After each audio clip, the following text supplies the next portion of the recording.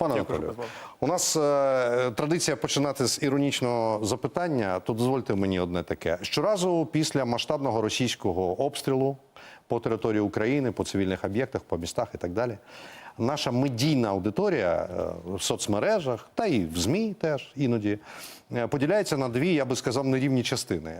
Значить, одна частина каже, що, значить, ой, це помста Росії за щось там. Друга, абсолютно, на мій погляд, слушно каже, що заперечує, каже, що ну яка помста? А так би вони, звісно, би не стріляли. Так ось я хочу вас запитати, іронічно, звісно, чи вірите ви в теорію помсти? Я вірю в теорію помсти, але є нюанс. До кого ця помста буде залучена? Поясніть. Про те, що, безумовно, відповідь за такі удари по території України буде наноситись паралельно, зовсім так само ми можемо наносити по удари по території Російської Іншими Федерації. словами, байдуже, що там робить, з яких мотивів, так, чим мотивована Росія, головне, щоб помста була їй. Треба зрозуміти, що в будь-якому випадку Росія постійно, і вона планувала давно бити по енергетиці України, і, скоріш за все, тут могло відбутися лише перенесення дати, тобто трохи раніше вони почали ці масовані обстріли, але слід зауважити, що вони понад місяць накопичували озброєння для того, щоб зробити комбіновану масовану атаку, яку вони розтягнули на 2 доби. І це, якщо не помиляюсь, 5-та максимальна і саме найбільша була масована атака по території України. Стосовно накопичення сил, дуже часто, і в тому числі від початку повномасштабної війни, багато там безліч, напевно, експертів, в тому числі іноді в цій студії, говорили, давали прогнози, що ось-ось на Росії закінчаться ракети. Але, ну, на жаль, не закінчилися. Як ви оцінюєте ракетний потенціал РФ? Почнемо з того, що насправді Росія виробляє ракети, і вона їх може виробляти. Є певне обмеження щодо комплектуючих. І тут слушно зауважити, що ми бачимо іноді погану якість в те, що всередині ракети, а іноді ми бачимо доволі велику номенклатуру західних зразків високотехнологічної техніки безпосередньо на платах, радянських платах, допаяні американські, російські ракети з американськими німецькі, чіпами. британські, тобто ну, там дуже великий перелік насправді. І тут треба зрозуміти, що для того, щоб вони не було що куди паяти, треба забрати технологію. Як можна забрати технологію? От запитували у нас, що краще, як протидіяти кабам? Знищувати авіацію, безумовно. А ще можна знищувати безпосередньо на складах озброєння каби самі. Але, на мій погляд, я постійно на цьому наголошую, треба знищувати інтелектуальну власність. Тобто ми кажемо про те, що виробництво, тактичне ракетне вооруження Корольова, Арсенал-53 – це ті підприємства, які виробляють зброю. І тут ми кажемо про те, що не треба вибивати станки. Ударити по тих містах, де знаходиться технічна документація. Це дещо схоже на те, як діяв Ізраїль, коли в рамках протидії іранській ядерній програмі вони знищували вчених. До вчених може знадобиться дойти, але там їх не так багато. А може не дійти, так. Питання в тому, що, дивіться, от у них зараз стоїть питання щодо поновлення виробництва літаків Іл-76, поновлення виробництва. І якщо ми пригадати, то в Радянському Союзі вони випускалися в Ташкенті.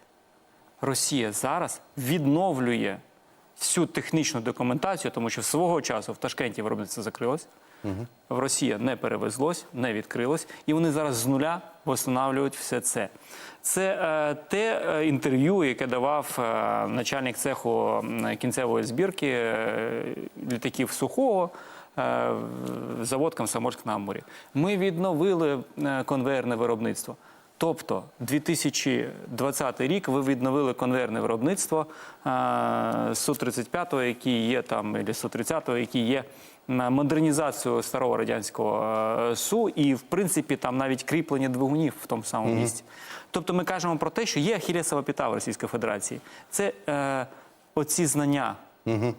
І тут треба їх вибивати, забирати у них можливість. Як свого часу вони втратили на Казанському авіаційному заводі цілий цех по виробництву, ремонту і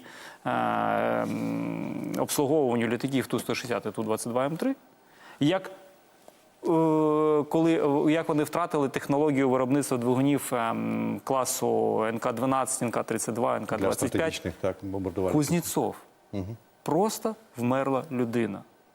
І вони зараз не можуть запропонувати якісний двигун. Те, що вони зараз розповідають про ПС-90, вибачте, але цей двигун теж був розроблений у 80-х роках. Тобто ми кажемо про те, що так, вони є кулібіни, які напаюють в ці плати, збільшують певні компоненти в ракетах, що дозволяє ракетам обходити наші засоби протиповітряної оборони. Допилюють. Допілюють, так. Але це те, що відбувається всередині того інженерної думки, яка вже була закладена. Подивіться, чому з'явились гербери. Тому що довгий час Росія активно застосовувала шахеди. Вона навіть перенесла виробництво на територію Російської Федерації. Вона там зробила цю зону Алабугу, почала кликати купу людей. Ми побачили, ми знайшли протидію, ми знайшли засоби виявлення цих шахедів. Ми почали працювати. 95, 100, 75, 95, попервох. Взагалі не було складно збивати їх. І дійшло до того, що 95-100% шахедів знищується. Тоді давайте повернемось. Що почали робити росіяни? Ми побачили GSM-модеми в цих шахедах. Ми побачили зміну кольору. Ми побачили зміну композитних матеріалів покриття цього літака. Комета стала замість 4-патчевої 8-патчевою. Але зовнішньо не помінялось. І як ми збивали 95, так і збиваємо 100%. Що вони почали робити? Вони почали робити Гербер, дешевий дрон, який буде суттєво просто навантажувати засоби протиповітряної оборони, виснажувати наші Тобто мобільні його задача групи. не стільки влучити, скільки відволікати і виснажувати. Відволікати, а частина тих, хто буде влучати, Ну, влучить звісно, і що влучить, вони так будуть. думають вони. Да. Тому ми кажемо про те, що ми зараз бачимо, ці розтягнуті повітряні атаки, що протягом доби йдуть, розтягуються на 2 дні. Це спроба виснажити і навантажити суттєво засоби протиповітряної оборони. Тим не менше, повертаючись до ракет, виробництво в них є. Виробництво в них є. Ну от Вадим Скібіцький, заступник начальника Головного управління розвідки, ще в березні розповідав, що окупанти виробляють на місяць орієнтовно, як він сказав, від 115 до 130 стратегічних ракет. Це подібно до правди? Тут треба зрозуміти, що один місяць вони можуть виготовити 130, інший місяць 115, а березень місяць взагалі нічого. Чому? Тому що більшість компонентної бази – це те, що вони завозять через треті країни. Тобто вони залежать від поставок. Він не залежить Привезуть від партію, поставок. вони ставлять ракети. Так само, як і з шахедами. Ми ж бачимо, як застосовуються шахеди волнами. Це відбувається хвилями такими. І чому це? Тому що вони отримали певні компоненти, вони зібрали і швидесенько це починають відправляти. Тому виробництво є, але воно пов'язано з логістикою, так. логістикою, комплектуючими, які вони всередину ставлять. Наскільки, на вашу думку, на ваш розсуд, можливо, ви знаєте, який відсоток американських чіпів, а який, наприклад, не знаю, чи імпортуються китайські чіпи? Тут слід зауважити, що вони туди намагаються ставити все, що можна, але намагаються ставити якісніше для того, щоб все ж таки вони були високоточні.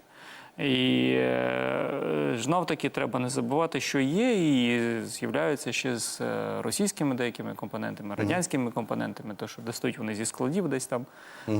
Тому Х-55, коли вони випускають ракети, це взагалі учбова ракета, це яка вироблялася за радянських часів.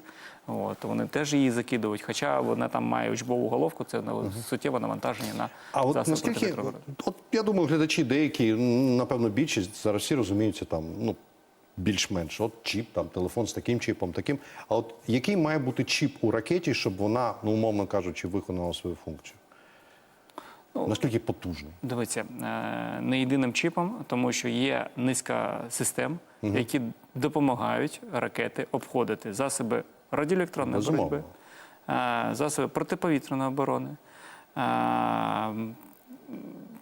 властиві прегради, ті ж самі гори, будівлі, тобто все це рельєф. День-ніч теж Ну, було такий період, що вони не могли запускати вночі з певних технічних проблем. Тому вони запускали вдень ці тобто ракети. реально у них не настільки, ну просто коли сидиш удома, там не знаю, і звучить сигнал повітряної тривоги, ти там ідеш в укриття і так далі. І це все гуде, і ти розумієш, що там телеграм-канали, от летить там туди-сюди, сповіщення і так далі. Складається враження, що ну так, цей ворог таки тисне, значить, як там, і на нас зараз, типу, не дай Боже, тьфу-тьфу, обрушиться, як там, тоталітарна міць російського ВПК. А всередині там ситуація не така, наскільки я розумію. Вони змушені чекати якісь там контейнери з американськими чіпами. Я просто хотів сказати, знаєте, що насправді, щоб треба, це дуже важливо це зрозуміти, що ракети Х-55, з якої потім з'явилась Х-555, Х-101, це вкрадений томагавк американський. Перші 40 реактивних двигунів в Радянському Союзі передали британці. І так можна великий перелік робити. Вони гарно копіюють, тому я постійно наголошую, Гарно копіюють, гарно надувають щоки, що інтелектуальні частини документів, робоча конструкторська документація, комплектуючі карти. Тобто все це те, що допомагає будь-якому інженеру прийти, сісти за робоче місце і зрозуміти, як його треба зібрати, і щоб воно працювало. Оце є те, що можна забрати у Росії, і вона не зможе зробити заново. Вона не повторить цю технологію. Як вона не повторила купу технологій, які були втрачені за радянських часів. Більшість виробництв були на території України. Ви про стратегічні бомбардувальники зараз, наприклад. Стратегічні бомбардувальники випускались на території радянської Росії. Ну, радянської Але Росії. знов-таки я кажу про те, що давайте повернемось Южмаш, який більшість ракет відправляв в космос, який обслуговував більше ядерних шахт СС-20. до 2014 року. Так. Україна. Найкращі двигуни авіаційні, Мотор Січ. Так. Хто розробник був? Івченка Прогрес. І так далі. Тобто ми можемо казати навіть про ті харківські танки, які набагато кращі були, ніж ті, що випускалися в Росії. Тому, в принципі, я постійно про це наголошую. Не треба недооцінювати ворога. Він дуже справно працює, він дуже вправно замінює деякі компоненти для того, щоб ця ракета літала.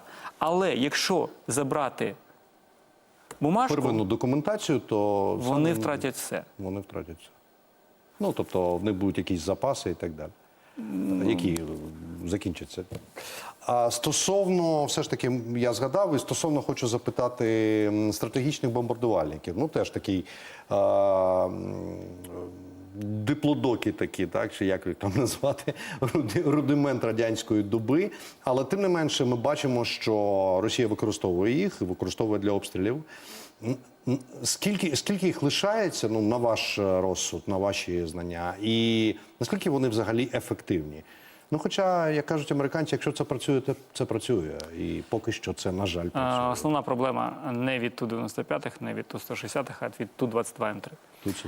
Це носії ракети Х-22, носії ракети Х-32. Вона недалеко радіусу дії, але слід зрозуміти, що Ту-160 у них обмаль. Близько 12-16 літаків. Незрозуміло по розрахункам, тому що є непідтверджені втрати цих літаків. За вини екіпажу, за вини інженерів, які обслуговували ці літаки. Якщо ми кажемо про Ту-95, це дуже старий літак. Він суттєво був модернізований, що призвело до використання подвійного ресурсу за рахунок цих ракет, які на підкрило повісили, за рахунок того, що це навантаження на двигун. Суттєвої модернізації, посилення крила і покращення двигунів не відбулося. Тому ми можемо казати, що вони активно використовують ці ресурси. Зверніть увагу, за останній час злетало там 4 Ту-95 і 4 ракети. Так. Але під час останнього обстрілу вони були всі навантажені. Здається, наскільки я пам'ятаю. Вони були всі завантажені. Але як вони злітали? Вони злітали з Енгельсу, 400 кілометрів, Волгодонськ, відстрілялися. Так, від Оленії вже налетіли. І один із них навіть не долетів до Енгельса, а прямо в Дігіляєво і приземлився. Розумієте? І це теж є те, на що можна звертати увагу. І тому, в принципі, якщо ми подивимося на супутникові знімки стратегічних аеродромів, вони стоять Ту-95, стоять просто небо. Десь там вони щось там, якісь покришки поклали. Ту-160 те ж саме, А от Ту-22 в Олені, навіть на гугловських супутникових знімках, вони більш сучасні за цей або за минулий рік, на самому важливому місці, де є центральний паливний бак цього літака, стоїть потужний. Вони там не покришки, там щось покраще поклав. Тобто вони розуміють, що там 24 літаки, які там стоять, це реальні донори для того, щоб зібрати з них 10 або 5. Золотий запас. Але Рештки. їм вони потрібні. Вони ж планують воювати з НАТО, з Британією. Вони ж будувалися для цього. Так, для на того, щоб, Вашингтон, вони там да, щоб на Вашингтон. Але Росія взагалі, давайте повернемось до того, що Росія, як і Радянський Союз, будували все для нападу, але не для захисту.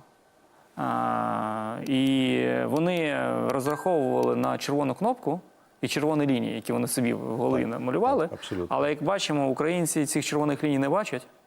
І червону кнопку вони можуть, як свідки Южмашу, подарувати Путіну. теж не побачать. Теж не побачити. Тому, в принципі, тут слід зауважити, що те, що ми робимо зараз, це постійне наголошення нашим західним партнерам. Дивіться, ми ударили по стратегічних аеродромах Російської Федерації. Той самий Енгельс. Енгельс, так? Не тільки просто стратегічні літаки, а і склад з озброєнням, де є ядерні боєголовки. Ми ударили по системі раннього попередження. Контейнер, Воронеж-ДМ, Воронеж-М. Червона лінія. Тобто ми кажемо, шановні західні партнери, дивіться, вони не бачать. Нема куди. Вони не бачать, тобто Росія стратегічно слабка, вона не може себе захистити. Давайте ви нам дозволите якесь озброєння дасте, щоб ми били. Не дають. Окей, добре, ми далі працюємо, створюємо свої власні розробки, ми б'ємо по російських аеродромах, вибиваємо тактичну авіацію, де теж можуть бути склади з тактичним ядерною зброєю. Заходимо в Курську область. Червоних ліній нема, червона кнопка – це все Блеф. Блеф. І ми розуміємо, що треба постійно наголошувати нашим західним партнерам, що Росія стратегічно слабка, і ми можемо зробити так, щоб був стратегічний програш. Дайте нам зброю, яка б'є на 1000 кілометрів, щоб ми ударили по Казані, ми били по Таганрогу, ми били по...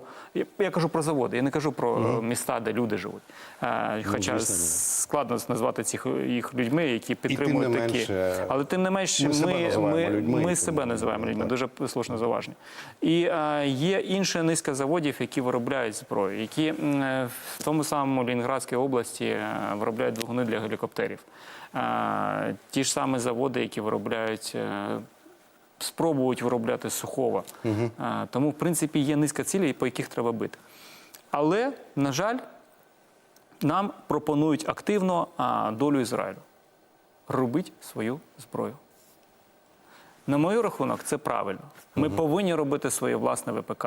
Ми повинні розвивати своє власне ВПК. У нас є всі можливості. Ми бачимо зараз, за ці... але ж от зараз ми бачили і голоси, ну принаймні в соцмережах, в медіа піднімаються за те, що ой, ну що там Ізраїль, он прийшов, 2 флоти прийшли його захищати, значить допомагати. І американські і британські пілоти, значить, збивають над ними.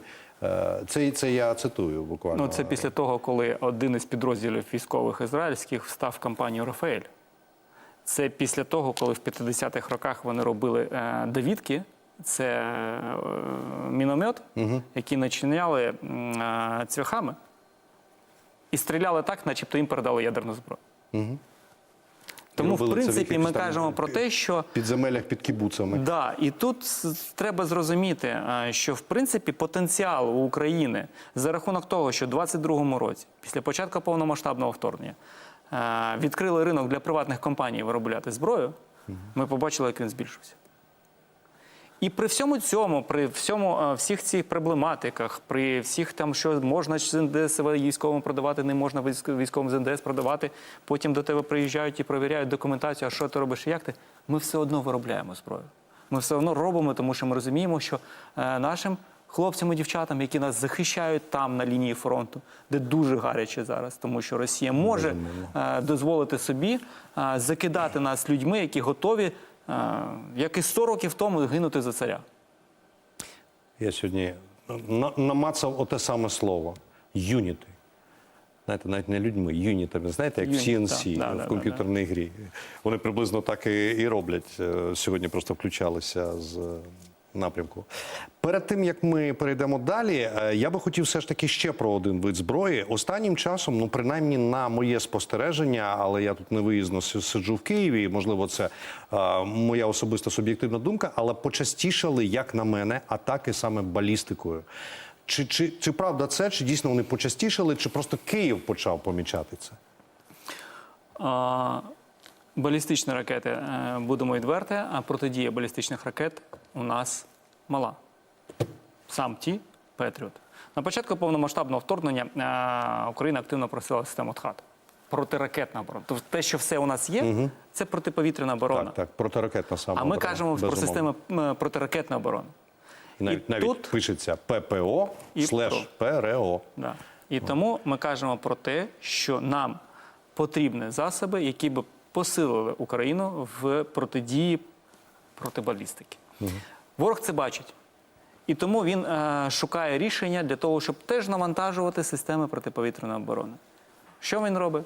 Він бере корейські ракети, які Власне, розвалюються. що своїх немає?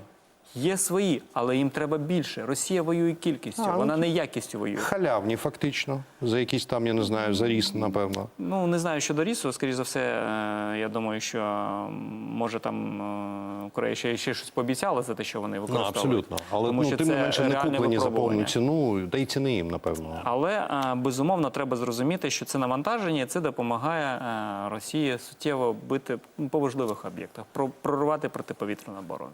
Ми бачимо, як наші повітряні сили активно працюють, намагаючись перехопити, збити максимально на максимальному режимі. Чому? Тому що насправді та кількість засобів протиповітряної оборони, вона дуже мала. Ізраїль лише сталевий купель – це 5 дивізіонів. В середньому дивізіоні там 10-12 пускових тільки установок. Командна машина, радіолокаційні системи станції. Тобто це дуже велика кількість. А у нас Ну і західний... площа Ізраїля з Київської області. так. От. Тому ми кажемо про те, що треба нам більше систем. Треба, щоб наші західні партнери допомагали нам захищати наш повітряний простір. Безумовно. Тут я постійно наголошую, що є прекрасна ініціатива, створена на початку повномасштабного вторгнення з боку ряду європейських країн, Туреччини, Британія. Тобто я кажу про те, що це не тільки Євросоюз. І це дуже важливо. Чому? Тому що вони створили систему «Небесний щит Європи», в яку входять системи такі, як Петріот, Іріс-Ті, Arrow, ізраїльська. Це система протиракетної оборони. Так. І Україні треба казати, а давайте ми доєднаємося до цієї системи. Це ж не НАТО? Ні. Це Євросоюз? Ні. Там Британія є, Туреччина є. Абсолютно. Це нова юридична структура. Це Крім того, колективний ми захід. розуміємо, звідки йде загроза потенційна. Так вони і А створили Україна її. якраз і розташована, як щит. Так вони і створили її. Ну. І слушно було би спитати, а що ми можемо запропонувати? Я можемо сподівався на те, запропонувати- що ви зараз А перейдете. ми можемо запропонувати те, що ми можемо навчити. Досвід. Не чекати, поки шахет залетить на 25 кілометрів всередину України, а перехопити його одразу ж. Або протидіяти проти інших типів ракет. І тут ми кажемо про те, що це постійно наголошує президент, нам треба спілкуватися з нашими західними партнерами щодо можливості захисту території там, західних областей України. Власне, говорять про черговий раунд спілкування, який ось має початися в Штатах. Ну, подивимося, до чого він призведе. Ну, тому що наші західні партнери постійно наголошують, це ж НАТО. Треба вам з НАТО домовлятися. У нас передають літаки F-16, але те, що під крило вішається, передають американці, які, в принципі, приймають рішення. А тут треба зрозуміти, що якщо ми хочемо, щоб наші західні партнери допомагали нам захищати повітряний простір України, треба казати, а ми вам можемо запропонувати наш досвід. Якщо ми хочемо, щоб нам надали можливість бити по території Російської Федерації західною зброєю, сказати, а дивіться, у нас є балістична програма, ми розробляємо ракети, у нас є крилаті ракети, у нас є дрони, які ви просто навіть ви не роздивлялися їх як перспективу. Ми розвили, і зараз ви будете змінювати всі свої стандарти. Тому що ми запропонували ті дрони, Так. які ви не розглядали. А вони, вибачте, дрон за $500 не щитав. А, до речі, посилався на це Сергій Услендер, відомий ізраїльський військовий кореспондент у своєму блозі. Він одного разу згадав про те, що Ізраїль зараз створює дронові підрозділи на кшталт українських. Ну, насправді, щодо створення сил безпілотних систем, це правильний крок, тому що я, як колишній офіцер, можу сказати, що створення нового підрозділу, на якому буде прописано нові стандарти, новий підход, тому що мусить бути нова філософія. Ми зараз кажемо про те, що ми будемо воювати залізом, не особовим складом, а тут вже інша математика. І тут вже інші розрахунки використання засобів. І тут вже насправді йде не чітке виконання задач щодо стримання позиції, а тут є розуміння, скільки тобі засобів треба для того, щоб захистити цю позицію. І головне, щоб наші компанії, а наші компанії, я впевнений, можуть забезпечити наші сили оборони тої зброї, яку вони виробляють. А держава допомагала цим компаніям правильно розвиватися. Зайшло вже про те, що ми виробляємо. Тепер поговоримо про що саме, так? Із останнього у вівторок президент Зеленський навіть шокував декого тим, що заявив, що ми успішно випробували балістичну ракету. Звісно, президент не повідомив деталей, зрозуміло. Але я хочу суто теоретично запитати у вас, на якій, як це модно казати, платформі могла би бути розроблена українська балістика? У нас були розробки певні, які дозволяли нам, наприклад, їх поновити, тому що, думаю, знов-таки відверти, до 2014 року нічого не вироблялось, після 2014 до 2022 теж, власне, не дуже ми поспішали з виробництвом зброї. Але, тим не менш, були певні розробки. І я би сказав, що маючи Южмаш, маючи Івченка Прогрес, маючи Артем, маючи купу різних компаній, не створювати свої балістичні ракети, не створювати свої якісь програми щодо крилатих ракет, було б неправильно. І тут слід зауважити, що поки ці гіганти, такі великі концерни створювали ці ракети, наші маленькі приватні компанії створювали паляницю. Паляницю. Зараз про неї поговоримо. Лише я спочатку запитаю все ж таки, від випробувань до реального бойового використання, скільки може минути часу? Я розумію, що це різні можуть бути Ми періоди. покажемо про військовий час чи про мирний? Про ракету, про балістику. Я кажу, ми кажемо зараз про мирний чи про військовий. Розумієте, що у нас зараз... Про воєнний час, звісно. От у нас є велике поле для роботи. Я зрозумів. Якби і використовувати можна, і потренуватися треба, потренуватися з якої сторони підходити. Юнітів багато. Да. Зрозуміло. Стосовно паляниці, якби, що це за розробка? Ну, я не знаю, як говорити про це, не розкриваючи державної таємниці. Все, що не можна говорити, ви не говоріть. Але цікаво дізнатися, що це, чия ідея, не знаю, як це робилося, скільки, як довго. Почнемо з того, що сприйняття дрон, ракета. Дрон-ракета, так, це... Але це просто труднощі перекладу. Тому що насправді... Це реактивний дрон. Ту-141, що це? Стриж, ви маєте на увазі? Так, звісно. Британські були дрони, і навіть нам передавали. Тому тут треба зрозуміти, що безпілотні авіаційні системи, які створювалися в Україні, цілком логічно, що ми б дійшли до використання двигунів реактивних. Це було логічний поетапний розвиток. І тут слід зрозуміти, що даний тип озброєння дозволяє нам виконувати низку різних таких задач, які щодо прориву протиповітряної оборони ворога. Хоча знов-таки, повертаючись до ударів по Славослейці, мені довелося аналізувати супутникові знімки після ударів 14 числа, то, вибачте, у них там доволі потужна система протиповітряної оборони, але вони зі стрілецької зброї намагалися збити дрон. Оленя, напрямок, у вас там підводні човни, у вас там кораблі, все це ж ядерна зброя, літаки, ви зі стрілецької зброї. А де ваші славнозвісні панцирі, де ваші С-400, С-500, де С-500? Ну, де панцирі? На даху в Москві десь стоять біля Кремля. Так, але тим не менш на даху в Москві вона нищить зграї птахів, які в Сирії це саме робила. Але тим не менш треба зрозуміти, що це даний тип озброєння, який дозволить виконувати трохи інші завдачі, але ми кажемо, що це буде швидко і дуже болісно для Росії.